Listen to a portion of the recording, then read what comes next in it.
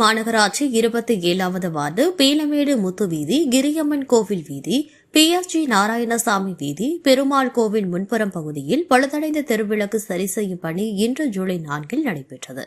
இதை ward councillor Ambika Dhanapal இன்று நேரில் சென்று பார்வையிட்டு ஆய்வு செய்தார்.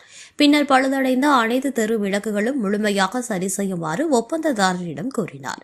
பீலமேடு திருப்பதி வெங்கடாச்சலபதி நகர் பகுதியில் தினசரி குப்பை வாங்கும் தள்ளுவண்டி சரியாக வருகிறதா என்று வார்டு கவுன்சிலர் அம்பிகா தனபால் இன்று ஜூலை 4 நேரில் சென்று பார்வையிட்டு ஆய்வு செய்தார்.